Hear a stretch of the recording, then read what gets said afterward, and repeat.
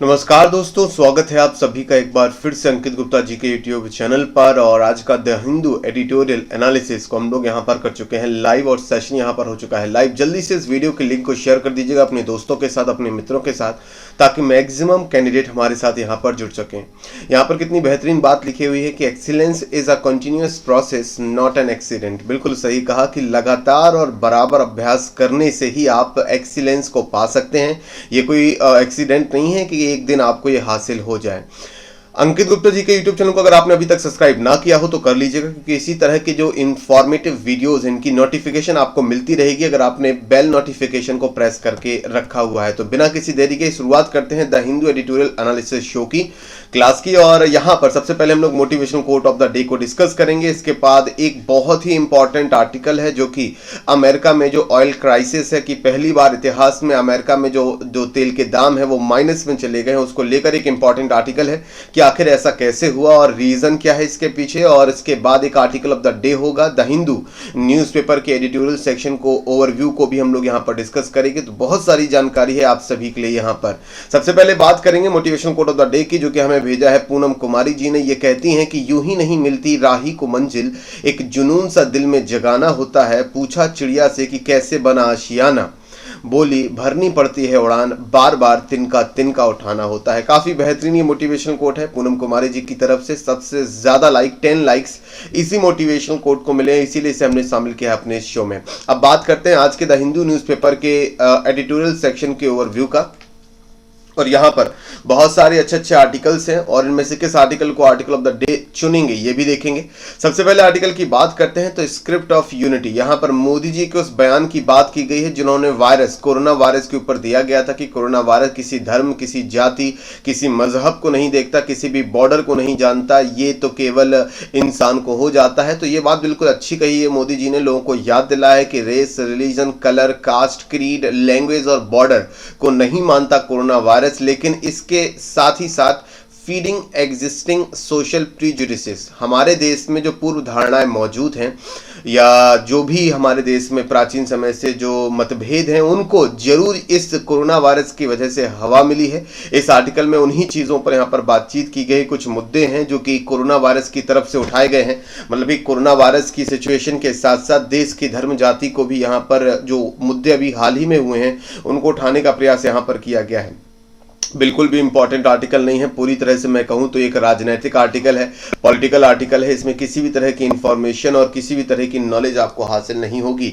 ये केवल राजनीति के लिहाज से आर्टिकल ठीक है, लेकिन हमारी स्टडी के लिहाज से बिल्कुल भी इंपॉर्टेंट नहीं बनेगा। नेक्स्ट इंपॉर्टेंट आर्टिकल की बात करते हैं। The village is still relevant. यहाँ पर बात यह की गई है कि कोरोना वायरस की महामारी के दौर में जो गाँव का अस्तित्व है अभी भी रेलिवेंट बना हुआ है। As a pandemic crisis shows villages have a right to flourish as habitations with their own distinctive future। बात यहाँ पर एक की गई कि कोरोना वायरस को लेकर अगर हम लोग यहाँ पर बात करें, मुद्दे कई सारे यहाँ पर बन सकते हैं, चाहे वो मजदूरों का मुद्दा हो, चाहे गाँव से शहरों की तरफ पलायन का मुद्दा हो। तो जैसे ही कोरोना महामारी हुई लोगों ने गाँव की तरफ ही वापस आना शुरू कर दिया है। तो आज भी गाँव एग्जिस्ट करते हैं, आज भी गाँव रेलिवेंट हैं। अगर हम यहाँ पर बात करें हैबिटेट के लिहाज से तो यहाँ पर गाँव की क्वालिटी को यहाँ पर दर्शाया गया है कि क्यों आज भी गांव शहरों से बेहतर हैं और इस महामारी के दौर में किस तरह से गांव ने और एक कम्युनिटी ने, एक गांव की जो कम्युनिटी होती है वो मदद करती है किस तरह से किसानों की और रहने में, और वहां का जो एरिया है या यूं कहें कि वहां के जो लोग हैं किस तरह से इस सिचुएशन को हैंडल कर रहे हैं, उसको लेकर ये आर्टिकल है। नेक्स्ट आर्टिकल की बात करते हैं तो ये आर्टिकल काफी इंपॉर्टेंट यहाँ पर बनेगा। डोनाल्ड ट्रंप ने यहाँ पर इमिग्रेशन पॉलिसी, इमिग्रेशन का मतलब होता है जो लोग अप्रवासी होते हैं, मतलब एक कंट्री से दूसरे कंट्री में जाकर रहते हैं, कुछ समय के लिए रहते हैं या काफी लंबे समय के लिए रहते हैं, तो उन्हें हम अप्रवासी कहते हैं। और exploiting a pandemic, Donald Trump immigration policy is more campaign point than response to impact the virus। यहाँ पर जो बोला गया है वो ये बोला गया है कि डोनाल्ड ट्रंप की जो इमिग्रेशन पॉलिसी है जिसके तहत जो अप्रवासी हैं, जो पूरी दुनिया से अप्रवासी लोग अमेरिका पहुंचते हैं जॉब की उम्मीद में, रोजगार की उम्मीद में, तो वहां 2 महीने के लिए उनको रोकने के लिए यहाँ पर एक एक पॉलिसी लाई गई है, उस पर सिग्नेचर किए डोनाल्ड ट्रंप ने। और यहाँ पर आर्टिकल ये कहता है कि ये जो कैंपेन यहाँ पर चलाई जा रही है ये इमिग्रेशन को टारगेट करते हुए ही चलाई जा रही है। इसका वायरस से यानी कि कोरोना वायरस से कुछ खास लेना देना नहीं है। कोरोना वायरस की आड़ में अमेरिका जो अप्रवासियों को अपने देश में आने को रोकने के लिए उत्सुक है, वही उसने काम यहाँ पर किया है। आर्टिकल इंपॉर्टेंट बनता है तो इस आर्टिकल को हम लोग करेंगे डिटेल में discuss. Article of the day होगा आज का ये पर्टिकुलर आर्टिकल। नेक्स्ट आर्टिकल के ओवरव्यू की यहाँ पर बात कर लेते हैं। तो अगला आर्टिकल जो है वो है a time for planetary solidarity. Planet यानी कि हमारे जो अर्थ प्लैनेट है, यहाँ पर सभी कंट्रीज को यहाँ पर सॉलिडेरिटी यानी कि सहयोग के साथ एकजुटता के साथ यहाँ पर काम करने की जरूरत है। लिखा भी हुआ है, rather for the fortress words nations need to focus on building share programmes of knowledge and collective welfare. बात यही की गई है कि ऐसे दौर में जहां पर कोरोना वायरस एक कंट्री दो कंट्री नहीं बल्कि पूरी दुनिया में फैल चुका है, तो यहाँ पर कंट्रीज को सेपरेट नहीं बल्कि एक ग्लोबल कैंपेन के साथ एक कंट्री को दूसरी कंट्री की मदद के साथ यहाँ पर आगे बढ़ना होगा। यहाँ पर सभी देशों को एकजुट होना होगा, यही बात यहाँ पर की गई है। नेक्स्ट आर्टिकल की बात करते हैं। इस आर्टिकल में बताया गया है कि पूरी दुनिया को जो कोरोना वायरस है देने वाला जो चाइना है, वहां पर जो नॉर्मल जो जनजीवन है वो नॉर्मल लाइफ की तरफ आपका बढ़ रहा है। There may be no going back. The normalcy that China is returning to may provide a snapshot of our post-COVID-19 world.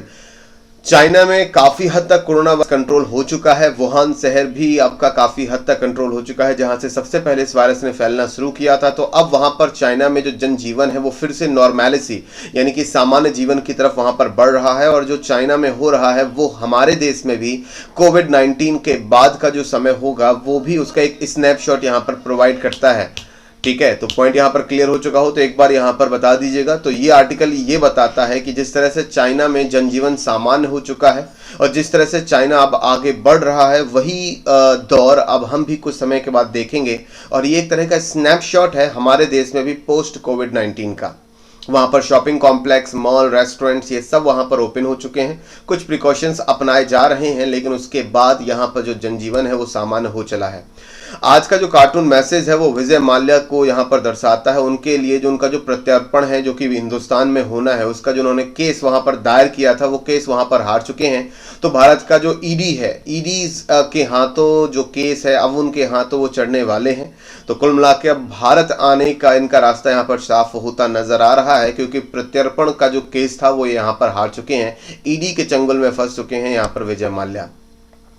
अब जो आज का इंपॉर्टेंट आर्टिकल है, फर्स्ट इंपॉर्टेंट आर्टिकल है, उसको हम लोग करेंगे यहाँ पर डिटेल में discuss. All prices plunge below zero, what next. यहाँ पर ये आर्टिकल जो है वो अमेरिका में जो ऑयल प्राइसेस हैं वो जीरो जा चुका है, $0 हो चुका है, उसको लेकर ये आर्टिकल है। इस आर्टिकल में बहुत कुछ आपको जानने को मिलेगा। बहुत ही इंपॉर्टेंट ये आर्टिकल बनता है कि किस तरह से ऑयल प्राइसेस यहाँ पर जीरो के नीचे भी चला गया, माइनस में चला गया, कैसे हुआ, रीजन क्या है, कारण क्या है, उन सब पर यहाँ पर चर्चा करेंगे। Recently the prices of the West Texas intermediate the best quality of crude oil in the world. एक क्वेश्चन ये भी बन सकता है कि best quality of crude oil कहां पर प्रोड्यूस किया जाता है, किस कंट्री में प्रोड्यूस किया जाता है। तो याद रखिएगा अमेरिका में, और वहां पर वेस्ट टेक्सास इंटरमीडिएट नाम से ये जो best quality of crude oil है वो प्रोड्यूस किया जाता है।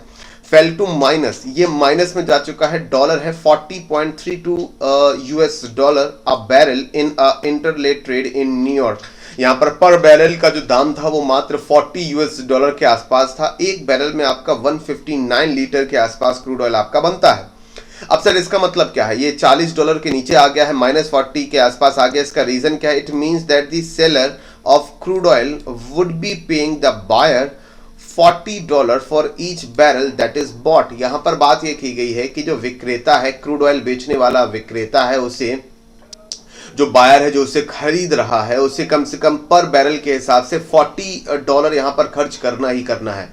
सीधा सा मतलब यहाँ पर इसका ये निकल कर आता है कि इस समय जो ऑयल को स्टोर करने का जो कीमत बनती है, जो कॉस्ट बनती है, वो इस समय उसके बेचने वाला जो दाम है उससे भी ऊपर जा चुकी है। मतलब कि लागत ऑयल की ज़्यादा हो चुकी है, जबकि मार्केट में डिमांड बहुत कम हो गई है, जिसकी वजह से मार्केट में इसका प्राइस भी काफ़ी गिर गया है। It is the lowest crude oil price ever recorded below the zero mark, while the previous lowest was recorded immediate after the world war second. इससे पहले इतिहास में क्रूड ऑयल का जो दाम था वो सबसे कम रिकॉर्ड हुआ था द्वितीय विश्व युद्ध के दौरान, और उसके बाद ये सबसे लोएस्ट रिकॉर्ड किया गया प्राइस यहां पर है।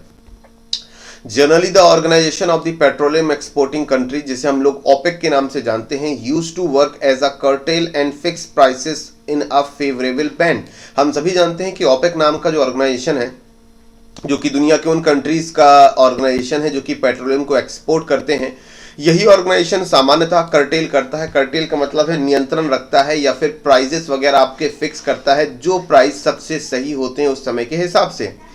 लेकिन OPEC is led by the Saudi Arabia, which is largest exporter of the crude oil in the world, single-handedly exporting 10% of the global demand। तो एक पॉइंट यहाँ पर और क्लियर हुआ कि OPEC को जो लीड करने वाला जो कंट्री है वो आपका सऊदी अरेबिया बनता है। ये दुनिया में सबसे ज़्यादा क्रूड ऑयल का प्रोडक्शन करने वाला और इसके अलावा एक्सपोर्ट करने वाला जो कंट्री है वो आपका बनता है Saudi Arabia.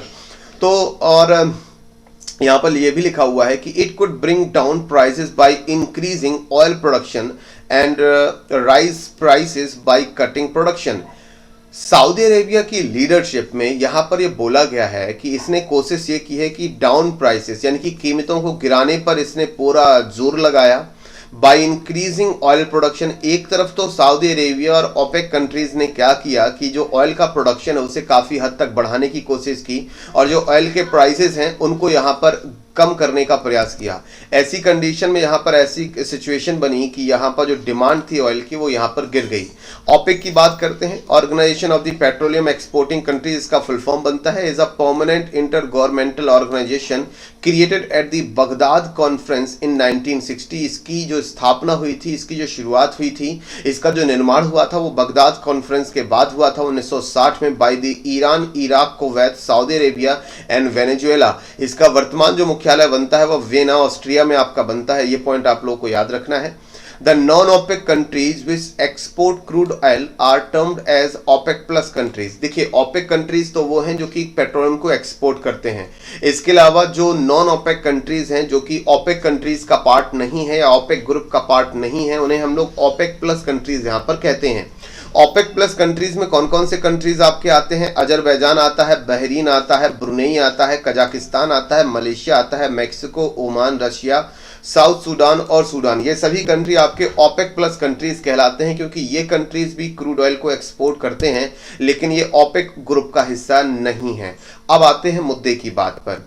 The global oil pricing mainly depends upon the partnership between the global oil exporters instead of well-functioning competition। आखिर दुनिया में अगर हम यहाँ पर बात करें कि अमेरिका में जो ऑयल प्राइसेस हैं वो जीरो कैसे गए और उसके पीछे कारण क्या बनता है, तो पहली चीज़ आपको ये समझनी है कि पूरी दुनिया में जो ऑयल प्राइसिंग है मेनली डिपेंड करती है जो पार्टनरशिप है सभी ग्लोबल ऑयल एक्सपोर्टर्स की, उनके बीच में जो पार्टनरशिप है, उनके बीच में जो समझौता है उस पर निर्भर करती है। ये वो मार्केट नहीं है जहां पर बेस्ट कंपटीशन लाकर या वेल फंक्शनिंग कंपटीशन लाकर हम ऑयल के जो प्राइसेस हैं वो कम या ज़्यादा कर दें। याद रखिएगा, ऑयल के जो दाम होते हैं, कच्चे तेल के जो दाम होते हैं वो ऊपर और नीचे होते हैं, वो केवल इसी वजह से होते हैं कि जो आपके ग्लोबल ऑयल एक्सपोर्टर्स कंट्रीज हैं वो कितना प्रोडक्शन बढ़ा रहे हैं, कितना प्रोडक्शन कम कर रहे हैं, आपसी समझौते से तेल का जो दाम कितना रख रहे हैं, ये इस पे डिपेंड करता है। ये मार्केट आपके कंपटीशन से नहीं चलता। कटिंग ऑयल प्रोडक्शन, अगर हम ऑयल का प्रोडक्शन कट करते हैं, कटिंग ऑयल प्रोडक्शन और completely shutting down an oil well is a difficult decision because restarting it is immensely costly and complicated। Oil production को कम करना या कंप्लीटली बंद करना ये एक बहुत ही डिफिकल्ट डिसीजन होता है, क्योंकि अगर हमने ऑयल फील्ड को पूरी तरह से बंद कर दिया और वहां से जो कच्चे तेल का जो प्रोडक्शन है वो बंद हो गया, तो जो रीस्टार्टिंग होती है दोबारा से जब प्रोडक्शन शुरू किया जाएगा तो ये बहुत खर्चीला भी होता है और बहुत कॉम्प्लिकेटेड भी होता है, इसमें काफ़ी समय भी ज़ाया होता है। तो इतनी आसानी से ऑयल का जो प्रोडक्शन है वो ना तो कम किया जा सकता है और ना ही बंद किया जा सकता है। तो यहाँ पर जो ऑयल एक्सपोर्टिंग कंट्रीज होते हैं उन्हें इस बात का ध्यान रखना होता है कि ऑयल का जो प्रोडक्शन है वो भी बंद ना हो और इसका जो प्रोडक्शन बहुत ज़्यादा भी ना हो जाए, ताकि सप्लाई बहुत ज़्यादा हो जाए और डिमांड काफ़ी कम हो जाए। तो ऐसी कंडीशन में भी ऑयल के प्राइस आपके गिरते ही हैं।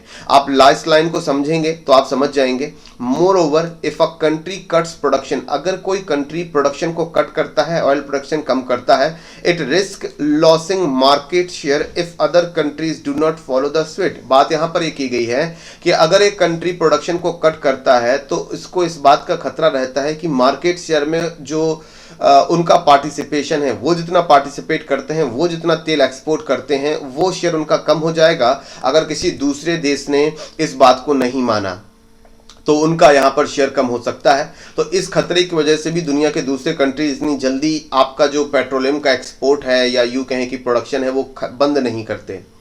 रिसेंटली ओपेक कंट्रीज की बात करते हैं तो recently OPEC countries has been working with Russia, ठीक है, as OPEC plus to fix the global price and supply. तो हाल ही में OPEC countries OPEC group price and supply को कंट्रोल और रेगुलेट करने के लिए रशिया के साथ मिलकर काम कर रहे थे। अब आ जाता है main reason for the price fall, कि आखिर क्यों यहां पर दाम गिरे हैं। Crude oil prices were already falling before the global lockdown due to higher supply and lower demand। आप मेरी बात समझ गए इन दो लाइनों में। हायर सप्लाई, प्रोडक्शन ज्यादा होगा तो सप्लाई ज्यादा होगी, सप्लाई ज्यादा होने की वजह से डिमांड लोअर हो जाएगी, डिमांड कम है, सप्लाई ज्यादा है, तो ऑब्वियस सी बात है कि ऑयल का जो प्राइस है वो गिरना ही है। तो लॉकडाउन से पहले भी जो ऑयल प्राइसेस थे वो आपके काफी डाउन थे, काफी गिरे हुए थे, और लॉकडाउन में इसकी स्थिति और बद से बदतर हो गई। Problems arose when the Saudi Arabia and Russia disagree over the production cuts required to keep price stable। यहाँ पर सऊदी अरेबिया और रशिया ने जो प्रोडक्शन कट पर बात की कि भैया हमें क्या करना होगा, इस समय जो डिमांड है काफ़ी कम है और सप्लाई काफ़ी ज़्यादा है, तो ऐसी कंडीशन में हमें प्रोडक्शन को कम करना चाहिए। मैं पहले भी बता चुका हूं कि प्रोडक्शन को कम करने का जो डिसीजन है काफ़ी कॉम्प्लिकेटेड होता है, या प्रोडक्शन को बंद करने का जो डिसीजन है काफ़ी रिस्क भरा होता है, क्योंकि दोबारा से प्रोडक्शन को शुरू करने में काफ़ी कॉस्टिंग और समय ज़ाया होता है। और इसके बीच में इसी वजह से सऊदी अरेबिया और रशिया के बीच में डिसएग्रीमेंट होता है प्रोडक्शन कट्स को लेकर। यहाँ पर एक ग्राफ भी है, इस ग्राफ के माध्यम से आप यहाँ पर देख सकते हैं, जो डार्क रेड कलर की लाइन है ये ऑयल सप्लाई की लाइन है, जबकि आप हल्के जो पिंक कलर की लाइन देख रहे हैं वो डिमांड की लाइन है। तो 20 अप्रैल तक आते आते आप यहाँ पर देख सकते हैं, 20 अप्रैल तक आते आते प्राइस, अगर हम डिमांड की बात करते हैं, डिमांड काफ़ी गिर जाती है, 90 से 85 barrel per day, millions barrel per day की डिमांड बची है, जबकि production 100 millions barrel per day था। तो यहाँ पर डिमांड बहुत कम है, सप्लाई काफ़ी ज़्यादा होने की वजह से जो इसका जो प्राइस था ऑयल का वो तो गिरना ही था। Consequently Saudi Arabia led oil exporting countries started undercutting each other on price। इसके साथ ही साथ ओपेक ग्रुप की बात करते हैं, सऊदी अरेबिया की लीडरशिप में उन्होंने जो प्रोडक्शन की वजह से तेल का जो दाम है वो एक दूसरे देशों के मुकाबले वहां पर गिराना शुरू कर दिया, while the producing the same quantities of oil। लेकिन वो जो ऑयल की जो क्वांटिटी थी उसे उतना ही प्रोड्यूस करते रहे। This strategy was unsustainable on it's on. ये स्ट्रेटजी भी सही नहीं है कि आप एक तरफ अंधाधुंध क्रूड ऑयल का उत्पादन करते रहें और दूसरी तरफ उसका प्राइस गिराते रहें।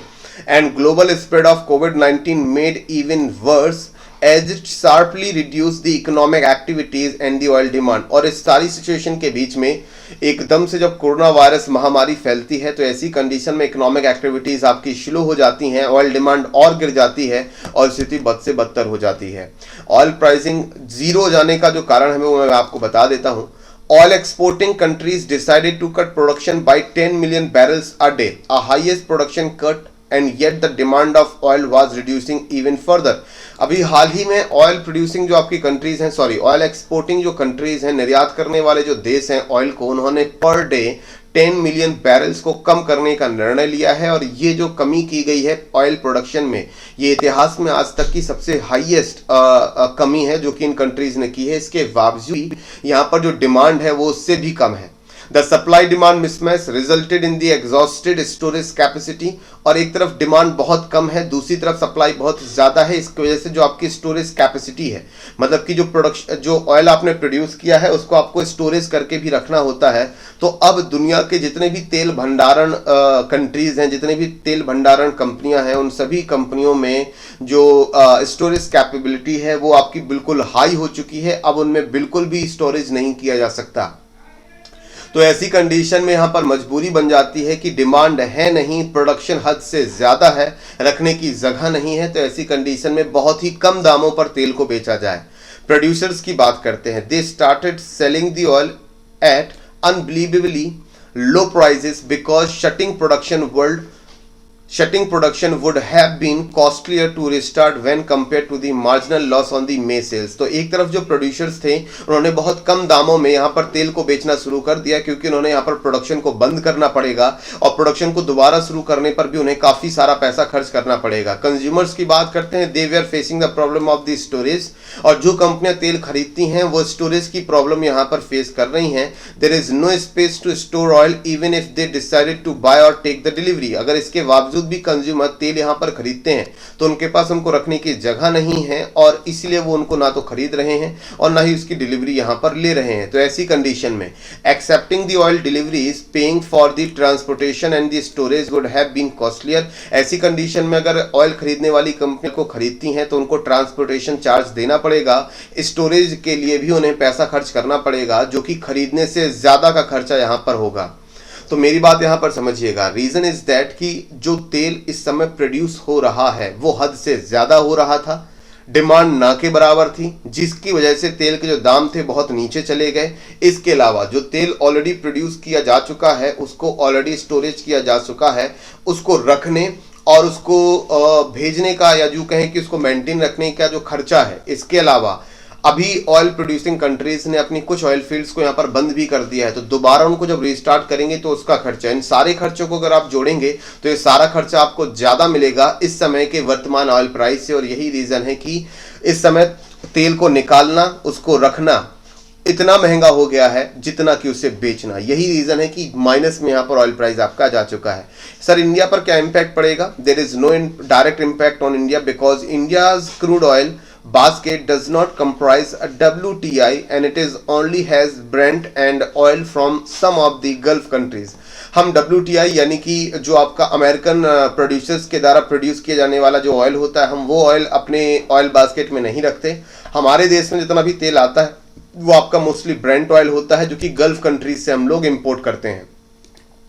अब यहाँ पर कुछ और चीजें, the lower price can be beneficial for India in 2 ways। अब यहाँ पर तेल के दाम काफी नीचे जा चुके हैं, इससे भारत को 2 तरह से लाभ होगा। फॉर इंडिविजुअल्स यानी कि व्यक्तिगत स्तर पर, if the government passes on the lower prices to consumers then individual consumption will be boosted whenever the economic recovery starts in India। इसका फायदा ये होगा कि अगर यहाँ पर दाम काफी गिर गए हैं और सरकार कच्चे तेल के गिरे हुए दामों का जो लाभ है वो कंज्यूमर को भी देती है, तो ऐसी कंडीशन में यहाँ पर हमारे दिल में जो पेट्रोल, हमारे देश में जो पेट्रोल डीजल है, इसका दाम काफ़ी कम हो जाएगा जब हमारे देश में इकोनॉमिक रिकवरी शुरू होगी। इसके अलावा सरकार के स्तर पर भी सरकार को लाभ होगा। If both central government and the state government decided to levy heavy taxes on oil, it can boost government revenue. सरकार अगर चाहे तो तेल के दाम गिरने के बाद उस पर हैवी टैक्सेस लगा सकती है, इससे राज्य सरकार और केंद्र सरकार को काफी ज्यादा गवर्नमेंट रेवेन्यू यहाँ पर मिलेगा। इंडिया की बात करते हैं, भारत ने कब कब और कितना ऑयल इंपोर्ट किया है आप यहाँ पर देख सकते हैं। 19 अप्रैल से लेकर अगर हम बात करते हैं यहाँ पर 19 अप्रैल से लेकर, अगर सॉरी ये ऊपर से नीचे की तरफ ग्राफ आपका जा रहा है, मई अगर हम लोग बात यहाँ पर करते हैं, अप्रैल है, मई है, जून है, जुलाई है, आप यहाँ पर देख सकते हैं अप्रैल 2019 से लेकर अप्रैल 2020 पिछले 1 साल का ये ग्राफ दिया गया है। तो ऑयल इंपोर्ट आप यहाँ पर देख सकते हैं कि पर बैरल आपको कितना मिला है। पर बैरल यूएस डॉलर की अगर हम लोग बात करते हैं तो यहाँ पर दाम काफ़ी नीचे जा चुका है और सरकार को अब कोशिश करनी चाहिए कि इसका जो फायदा है वो देश को देना चाहिए। आगे कुछ और जरूरी बातें, ब्रेंट ऑयल की अगर हम लोग बात करते हैं तो Brent oil originates from oil fields in the North Sea between the Shetland Islands and Norway, while the West Texas Intermediate WTI is sourced from the US oil fields primarily in the Texas, Louisiana और north Dakota. बात यहाँ पर की जा रही है कि Brent oil कहाँ से ओरिजिनेट होता है, जबकि वेस्ट टेक्सास इंटरमीडिएट ऑयल कहाँ से ओरिजिनेट होता है। ये भी याद रखिएगा कि केवल वेस्ट टेक्सास इंटरमीडिएट का ही ऑयल आपको यहाँ पर 0 या माइनस में इसका प्राइस गया है, ब्रेंट ऑयल का नहीं। WTI की बात कर लेते हैं, with a lower sulphur content, इसमें बहुत ही कम सल्फर कंटेंट होता है, जबकि ब्रेंट ऑयल में इससे थोड़ा सा ज़्यादा सल्फर कंटेंट आपका होता है। यही मेन डिफरेंस है इन दोनों ऑयल्स के बीच में, और इंडिया मोस्टली आपका ब्रेंट ऑयल ही इंपोर्ट करता है। इस आर्टिकल की हम बात करें तो ये आर्टिकल थोड़ा सा कॉम्प्लिकेटेड आर्टिकल था, इतनी आसानी से अगर समझ में ना आया हो और अगर आप इसको फिर भी समझना चाहते हो तो एक बार दोबारा से आर्टिकल को रीड कीजिएगा, या जो पीडीएफ आपको अपलोड की जाएगी उस पीडीएफ में दोबारा से सारे तथ्यों को पढ़ने का प्रयास कीजिएगा। आपको धीरे धीरे चीज़ें समझ में यहाँ पर आने लग जाएंगी। मेन मुद्दा केवल इतना है कि इस समय ऑयल का जो दाम है वो उस ऑयल को प्रोड्यूस करने और उसको स्टोरेज रखने की जो लागत है उससे भी कम जा चुका है। मतलब कि ऑयल को प्रोड्यूस करना और उसको स्टोरेज में रखना ज़्यादा खर्चीला है बेचने की बजाय, इसी वजह से माइनस में आपका चला गया। ये मेन सार आपका निकल कर आता है। अगले आर्टिकल की बात करते हैं तो डोनाल्ड ट्रंप की इमिग्रेशन पॉलिसी के ऊपर आर्टिकल लिखा गया है। डोनाल्ड ट्रंप की अगर हम लोग बात करते हैं, अमेरिका के प्रेसिडेंट हैं, has announce that he would be using an executive order to suspend for 60 days illegal immigration into the country that he has a little more than 6 months left to govern through his first term in the office. हम सभी जानते हैं कि Donald Trump के मात्र 6 महीने के आसपास बाकी हैं, उसके बाद राष्ट्रपति पद का चुनाव होगा अमेरिका में। तो यहाँ पर 60 दिनों के लिए यानी कि 2 महीने के लिए जो आपका लीगल इमिग्रेशन है इन कंट्री के अंदर, मतलब कि जो लोग लीगल तरीके से अमेरिका में आते हैं जॉब्स के लिए या दूसरी टेम्पररी जॉब्स के लिए, उसको यहाँ पर सस्पेंड कर दिया गया है। अब कोई भी दुनिया का किसी भी कंट्री का कोई भी जो पर्टिकुलर व्यक्ति है अगर अमेरिका में लीगल तरीके से जॉब करना चाहता है तो अभी उसे 60 दिनों का इंतजार यहां पर करना होगा। आगे बात करते हैं।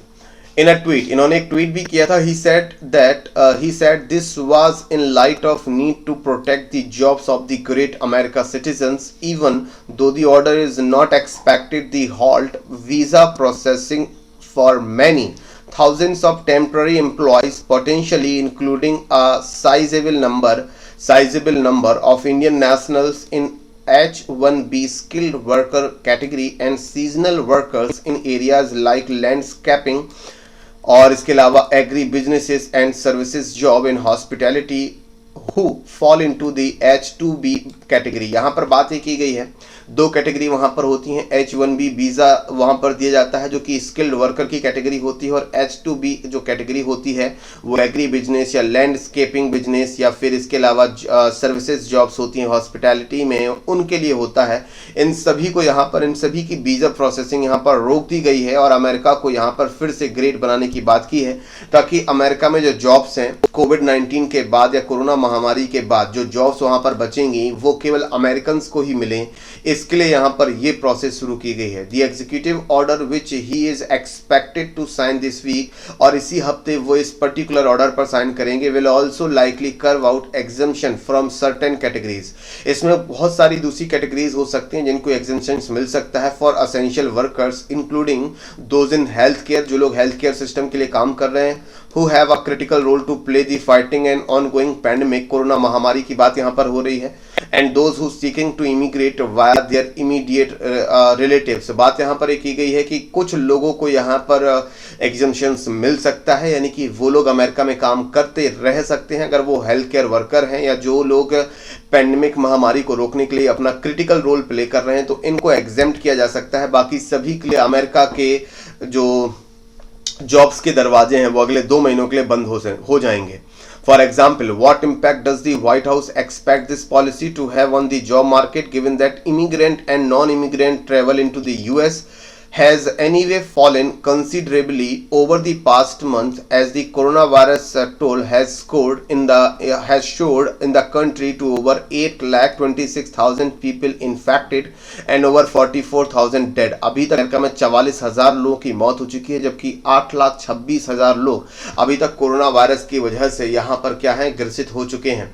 तो अब इन सारी चीज़ों के बाद जैसी कोरोना वायरस की चीज़ें यहाँ पर ख़त्म होंगी और उसके बाद जो इमिग्रेंट हैं, चाहे हम लोग नॉन इमिग्रेंट की बात करें और इमिग्रेंट की बात करें, तो जो जॉब मार्केट होगा वो बहुत ही सीमित हो जाएगा। तो ऐसी कंडीशन में यहाँ पर केवल अमेरिकन्स को ही जॉब मिले, यही रीज़न है कि यहाँ पर डोनाल्ड ट्रंप ने ये यहाँ पर इमिग्रेशन पॉलिसी को यहाँ पर लागू किया है। लेकिन आर्टिकल के राइटर का कुछ और भी कहना है। सेकंड, व्हाई टारगेट इमिग्रेंट्स, आप आखिर इमिग्रेंट्स को टारगेट क्यों कर रहे हैं, अप्रवासियों को टारगेट क्यों कर रहे हैं, who are anyway vastly outnumbered each year by job seekers entering through the temporary visa route when the approximately 22 million Americans who have filed the unemployment in recent weeks have done so less due to immigration and more due to cessation of the business activities in the face of the pandemic। यहाँ पर ये बोला गया है कि आपने केवल अप्रवासियों को टारगेट क्यों किया, जबकि पिछले ही हफ्ते अगर अमेरिका में हम बात करें तो करीब करीब 22 मिलियन अमेरिकन ने, 22 मिलियन का मतलब यहाँ पर हो जाएगा 22 जो 1 million is equal to 10 lakh होता है, तो आप समझ गए होंगे 22 मिलियन कितना हो जाएगा। 2 करोड़ से भी ज्यादा लोगों ने वहां पर अनएम्प्लॉयमेंट के लिए फाइल किया है। मतलब इस समय अमेरिका में 2 करोड़ से भी ज्यादा लोग बेरोजगार हैं। तो ऐसी कंडीशन में यहां पर उन पर आप फोकस क्यों नहीं कर रहे हैं, अप्रवासियों पर आप फोकस क्यों कर रहे हैं, यह सवाल यहां पर उठाया गया है। उम्मीद है ये आर्टिकल आपको समझ में आया होगा, क्योंकि इस आर्टिकल में जो बातचीत की गई है, कोशिश मैंने पूरी की है कि आपको ठीक तरीके से मैं यहाँ पर समझा पाऊँ। अगर आप मेरे इस यूट्यूब चैनल पर पहली बार आए हैं तो आप सब्सक्राइब कीजिए इस पर्टिकुलर यूट्यूब चैनल को, और बेल नोटिफिकेशन को, बेल आइकन को भी प्रेस कीजिए, ताकि सभी वीडियोज़ की जो रेगुलर अपडेट्स है वो आपको मिल जाएँ। ऑयल प्राइजेस वाला आर्टिकल काफ़ी इंपॉर्टेंट था। अगर आपको समझ में ना आया हो, क्योंकि थोड़ा सा कॉम्प्लिकेटेड आर्टिकल था, तो एक बार उस आर्टिकल को दोबारा से रीड ज़रूर करें, ये मुद्दा ज़रूर समझें, ये मुद्दा काफ़ी इंपॉर्टेंट यहाँ पर बनता है। इसी तरह के मुद्दों के साथ कल फिर से आपके साथ मुलाकात होगी द हिंदू एडिटोरियल एनालिसिस के शो में। धन्यवाद।